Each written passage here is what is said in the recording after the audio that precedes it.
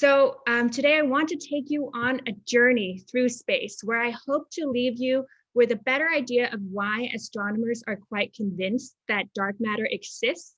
And I'll also tell you a little bit about why or how astronomers are helping to figure out what the nature of dark matter might be. Okay, so I'll start now. So I want to start really broadly and just explain what we think of as a galaxy. So galaxies are these enormous collections of stars, gas, planets, neutron stars, white dwarfs, pretty much everything you've ever heard of out in space is within a galaxy. And these huge collections of these objects are held together by gravity. And they come in various different shapes and forms. Here we're seeing a spiral galaxy alongside with a smaller dwarf galaxy. And these are actually about to collide with each other. And I want to start with this slide because galaxies like these wouldn't actually exist in our present day universe as we see them and know that they do if it weren't for dark matter. And also these types of galaxies would not be able to collide with each other in an expanding universe if it weren't for dark matter. So I just want to start out with that and then bring you to our home, the Milky Way. So the Milky Way galaxy hosts our home, the solar system, where the sun is just one out of hundreds of billions of stars.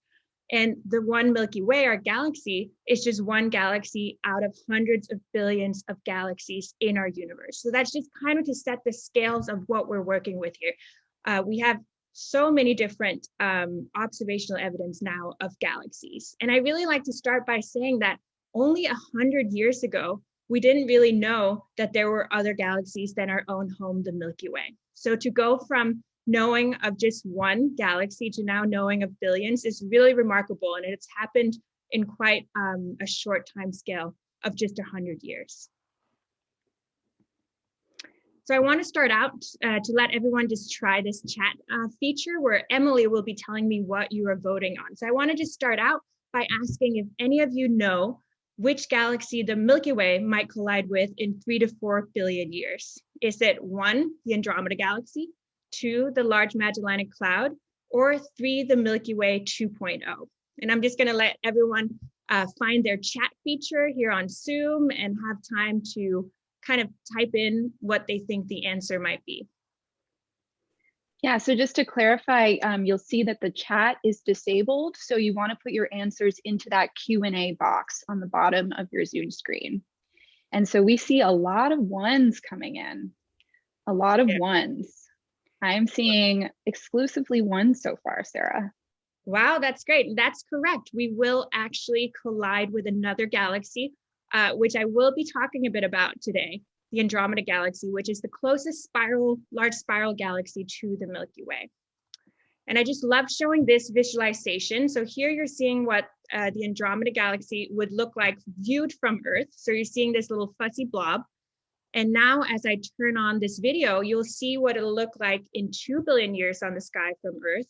And I think 3.2 billion years, 3.5 billion years, 3.8 billion years, and now about 4 billion years, and then we're getting to 5 billion years, and I think 7 billion years from now. So this is just to show you that our galaxy is not a constant. It'll actually have an interaction with another galaxy, and it'll actually completely reform what our galaxy looks like.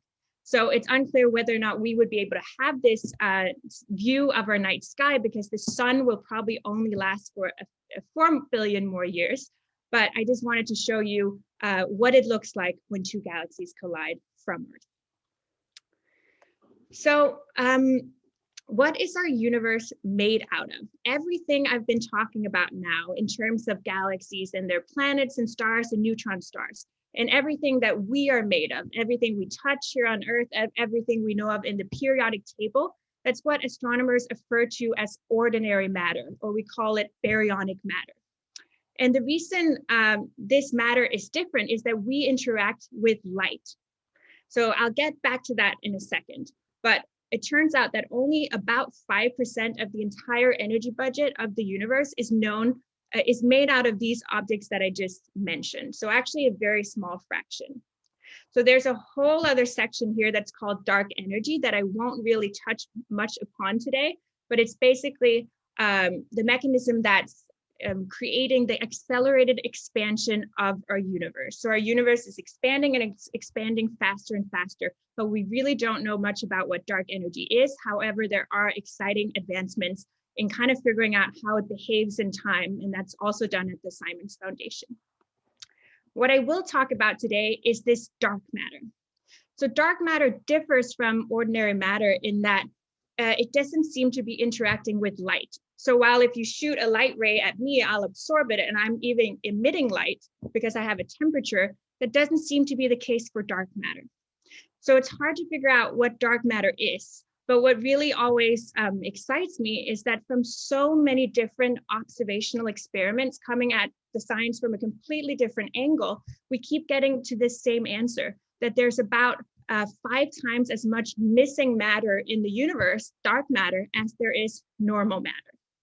And I really like that in science. So a lot of people think that science is all about new groundbreaking experiments all the time, but I think it's also important to remember that the way we ask questions is really exciting, because if you can ask the same question about the rotation of galaxies and how galaxies move in clusters and get to the same answer, it means that we're probably onto something. And that's what I'll be doing in the first part of this talk. I'll kind of try to show you a few of the reasons that we are quite convinced that dark matter is out there in our universe. Sarah, we have a quick clarifying question. Yes.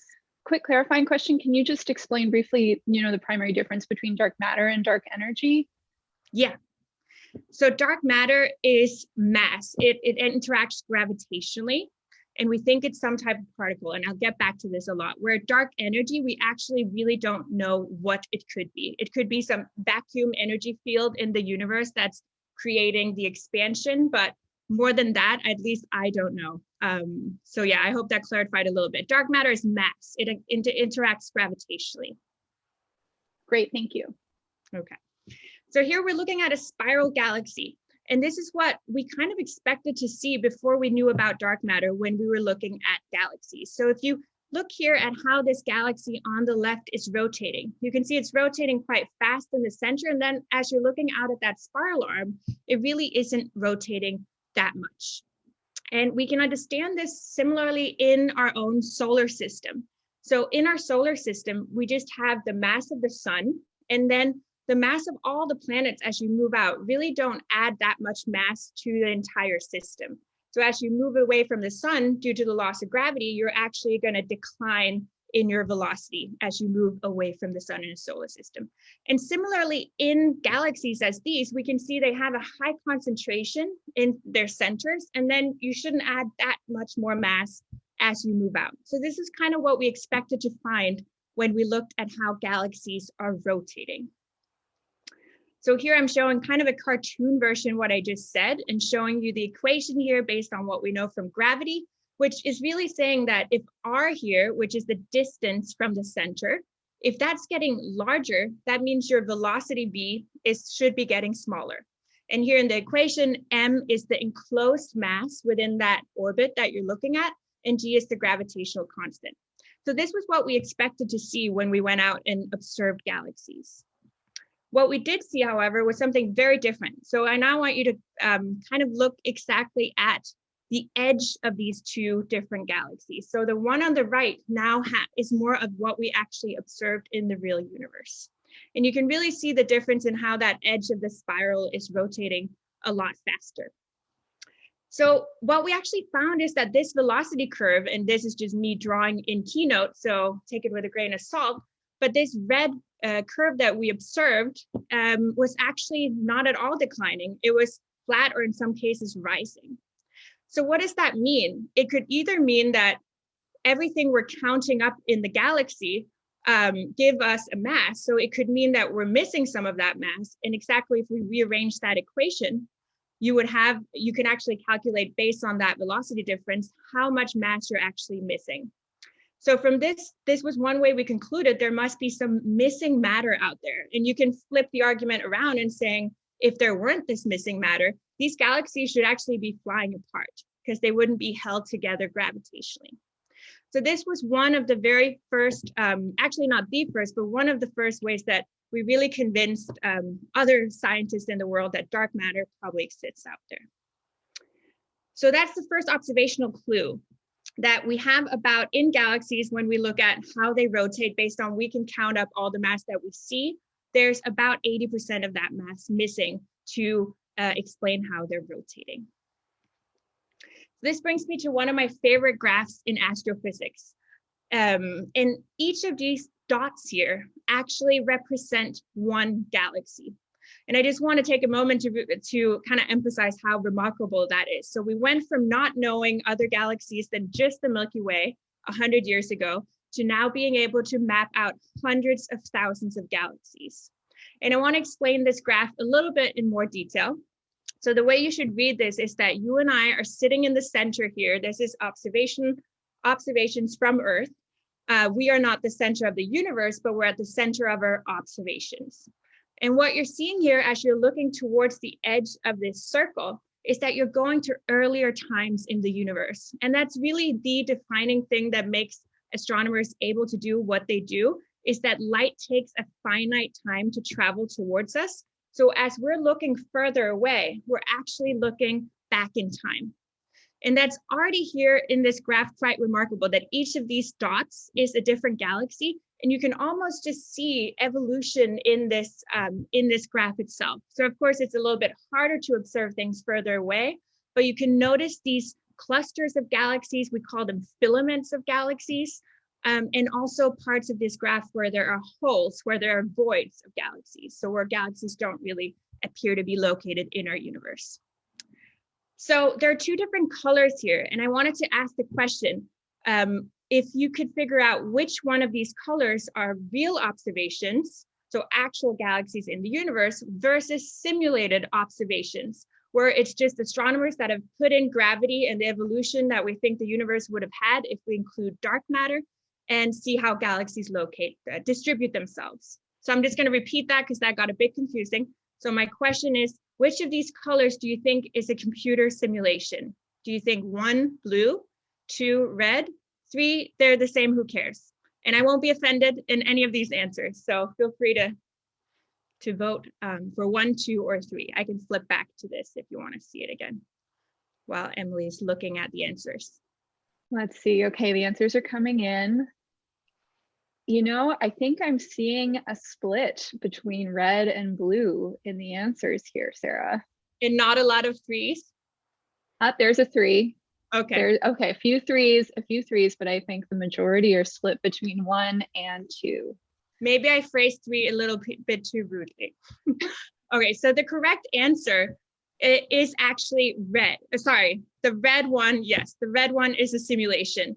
But I also very much agree with 3, or actually 1, because who cares? They look so similar, right? And that's really the point I want to make with this graph, is that we're onto something here. So I didn't really explain how we do these simulations, but it's pretty much saying, put 5 times the amount of dark matter in a simulation and see what happens to the distribution of galaxies. So kind of let time evolve, let gravity makes it do its thing, let the universe expand in our simulation, and then see how galaxies distribute themselves. So I think it's really, really exciting that by doing that, we get something out that's very close to reality. So that brings me to my second observational point of this presentation, which is that it appears as if galaxies, they follow reality in ways, in terms of how they locate themselves if we add in 80% the amount of normal matter in dark matter. So I want to just illustrate this a bit more clearly. So what I mean by adding in dark matter to a simulation is that if you look here on the left of this, this graph here, you can see the initial dark matter distribution in our universe in a computer simulation. So at the bottom panel, you're seeing less dark matter, and at the top panel, you're seeing more dark matter. And then if you go to the right, you're evolving in time. So gravity is doing its thing. Things are collapsing, gravitationally finding each other while the universe is expanding. And that leads to these formations of the walls, the clusters, the voids, the filaments. And as you can see in the upper right corner here, this looks kind of like what we expect and what we see in reality. So by changing the amount of dark matter in these simulations, we can come out with an answer that looks more or less like reality. And that's just, again, one way of saying we're probably onto something with this dark matter. So I want to emphasize this a bit more and zoom in on one of these boxes. So now what you're looking at is a cube of the universe, and I'll just go back. Here's the initial sheet of dark matter. So imagine in the early universe, you have dark matter and it's not perfectly smooth. There are some overdensities at some locations, which means that gravity can start doing its thing. So as time is going on, time is passing, you have the universe expanding, but at the points where enough gravity was there to actually make things collapse on themselves, you form these clusters of dark matter. So I haven't shown you any stars yet. This is all clusters of dark matter, and you again see this filamentary structure. So this morphology, as we call it, this distribution is really the interplay between the universe expanding and gravity winning on certain scales in the universe. So if you've sat here and thought a little bit about dark matter, why do we even care about dark matter? So one of the reasons that could motivate it, or one of the arguments that could motivate that, is that if it weren't for dark matter, we couldn't actually form the galaxies that we know of today. The Milky Way couldn't have formed. And then you can take that argument a step further and say, if the Milky Way couldn't form, we couldn't form planets, we couldn't form stars, and we couldn't form humans. So I always like to bring it back to that, that dark matter really plays a very crucial role to the evolution of our universe. So as I said, I've only been showing you dark matter since the first couple of slides of actual real galaxies. So here you're now looking at the stars. You can imagine you're kind of looking at this blue box again on a bigger scale, but now you're looking at what the stars are doing and the galaxies are doing. So it turns out another prediction of dark matter is that galaxies should be growing in these filaments of dark matter. So these filaments will draw in gas, they'll have stars forming, and then within these blue dense filaments, galaxies will come together just due to gravity and start building larger and larger systems. So they're kind of gravitationally bound to each other, and a galaxy actually grows by eating up other galaxies. And this is happening even today in the universe. The Milky Way is in the process of doing this, of eating up smaller galaxies. So this is just showing you how that occurs, how a less massive system can come together with other galaxies and just grow and grow and grow in time. And also what you're seeing is, as this is happening, you're having stars flung out into these stream-like features that I'll get back to in the last part of my talk. So you're kind of seeing already these hints of stellar streams. And now I want to have another question, since I've been talking a lot. So I want to ask everyone, and I promise I have a point with this question. Do you think this is a computer simulated video, or do you think this is real-time observations that we've compiled to show you?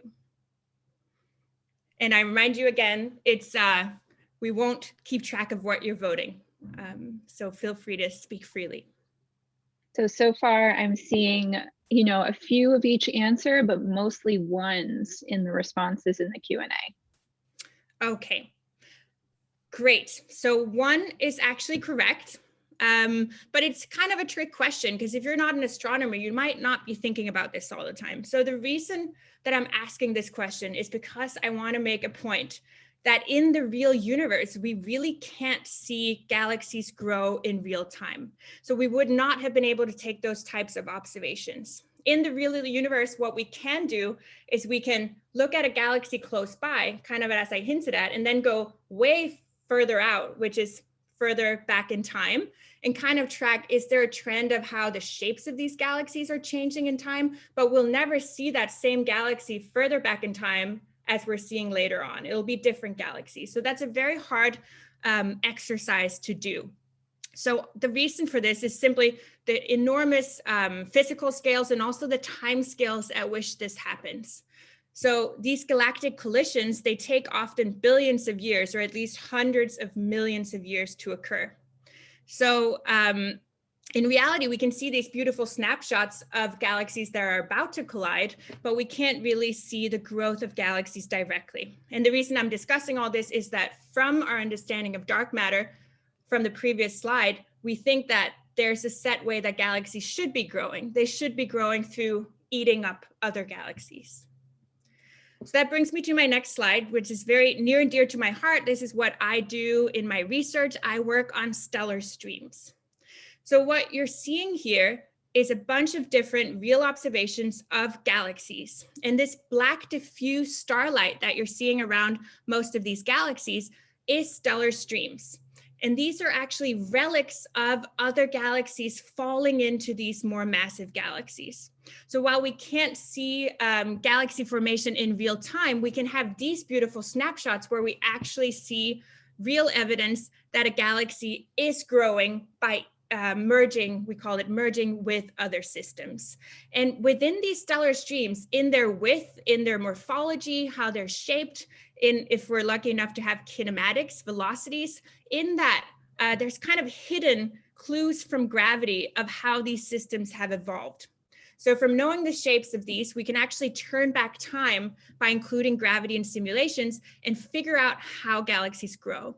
And this is all kind of adding to that picture that with dark matter, we seem to be understanding this very well. So this is observational evidence that galaxies indeed do grow by gobbling up smaller systems. And we even see this in our own Milky Way.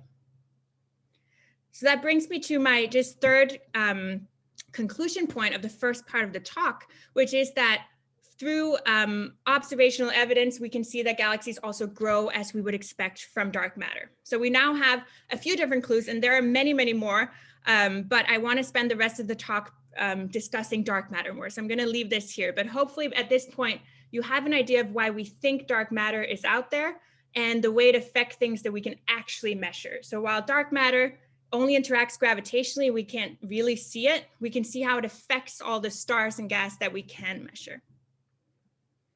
So I just wanted to, before I switch gears towards the next part of the talk, show a movie that kind of puts all of this together. So here from the fire simulation team, you're seeing a Milky Way type galaxy as it's growing, as it's colliding with a smaller galaxy that will become a part of this system. And also you can here see how it's rotating, and you have kind of a real version of a galaxy or a simulated version of how a galaxy grows within the framework of dark matter in the universe. And I just love this video because it's very pretty. And you can see kind of a spiral galaxy as it's growing, and you have this violent events of things colliding with it and new stars forming, which is all very exciting. So I've now talked for about 20 minutes without really telling you very much about what dark matter is. So I kind of hinted at that we think it might be a new type of particle, but I really haven't explained what dark matter is. So one of the most popular hypotheses is that it's some kind of weakly interactive massive particle, and we call that a WIMP. So what that, I've already actually said this earlier on in the talk, but what it does, it interacts gravitationally and not with light. And that creates a few interesting phenomenon. So one of the things we can do in astrophysics is think about what type of different particles could dark matter be, and how would that affect our real universe? So one of those predictions is that if dark matter is this kind of massive weakly interactive particle, a WIMP, which you're seeing here, the results of on the left, it turns out that our galaxy, and you can see this behind me too, this is actually the video from what's behind me right now. Our galaxy, a galaxy like the Milky Way, should be filled with dark matter clumps flying around us all the time. So those are these white clumps that you're seeing here. We call them dark matter subhalos. And if dark matter is a WIMP, we should be having these flying around us all the time in the Milky Way. So that's really an interesting prediction, something that is testable.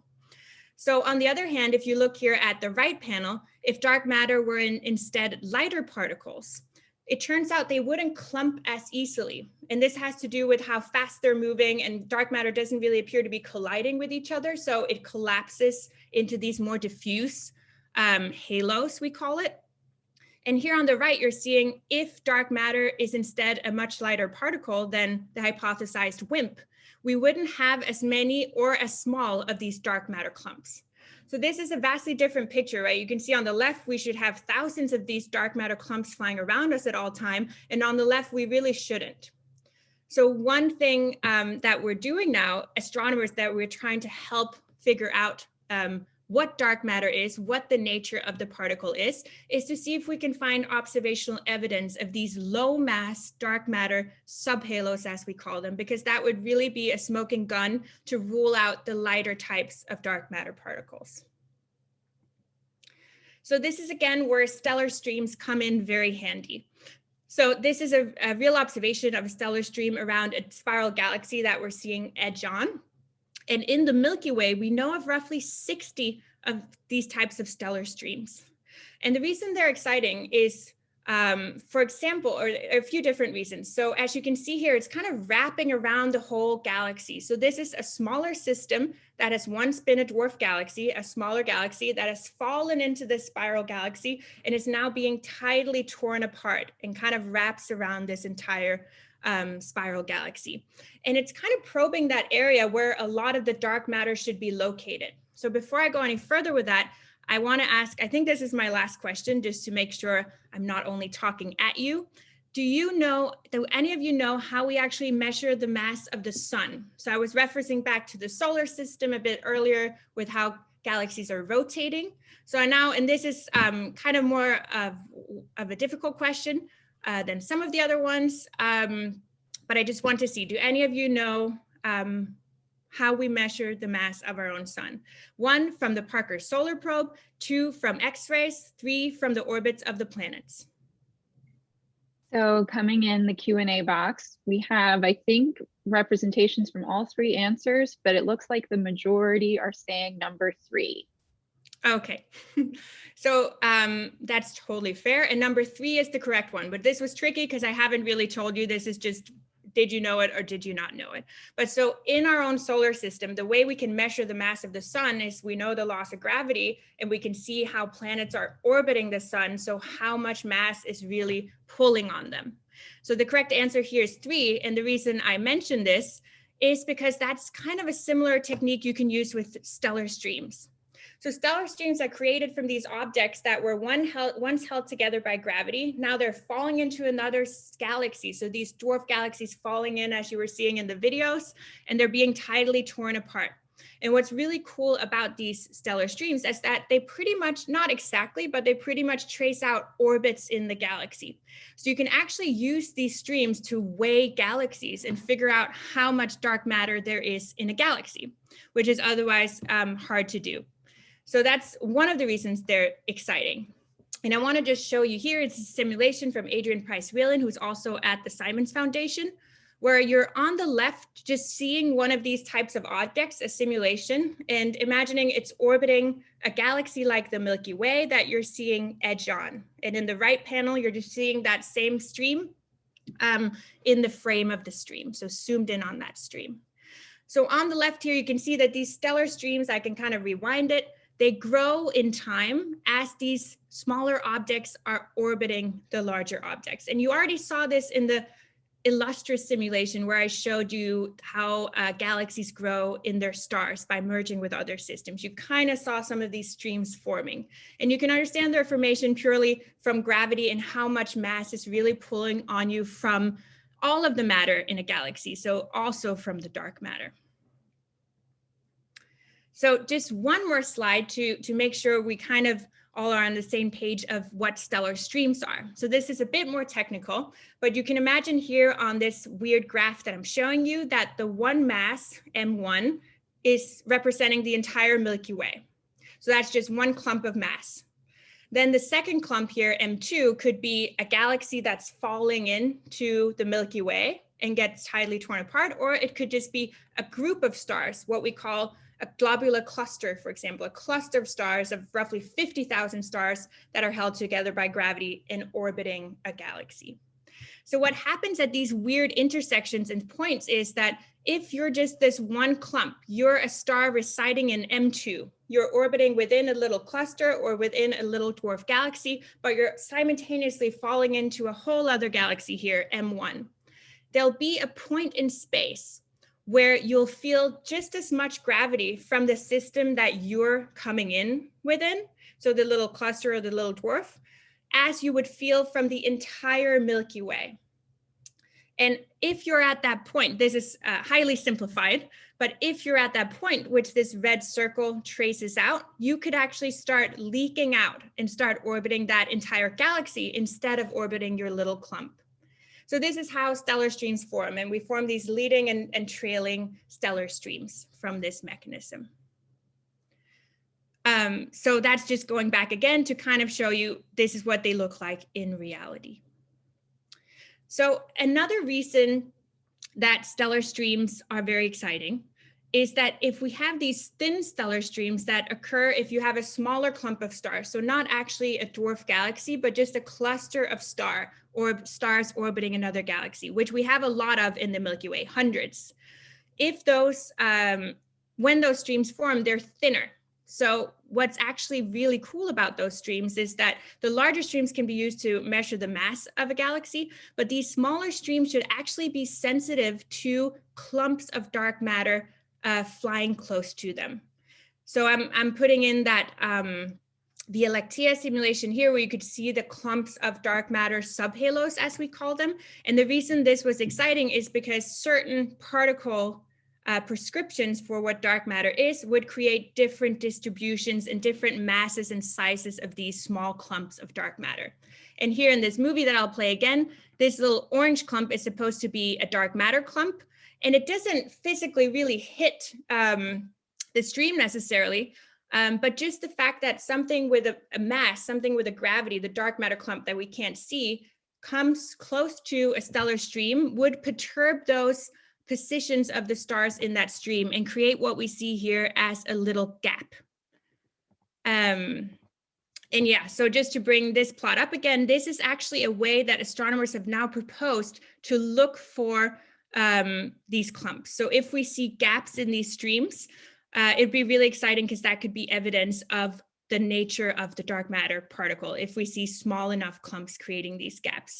So that's bringing up that plot again, where you see how the difference in nature of dark matter particles would lead to differences in these distributions of clumps of dark matter in our galaxy.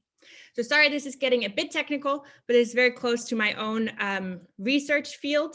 And I just want to show one more video here on the top, where you're seeing a stellar stream that doesn't have any interaction with a dark matter clump, and where you're seeing on the bottom a stellar stream that has an interaction with two different clumps at two different times.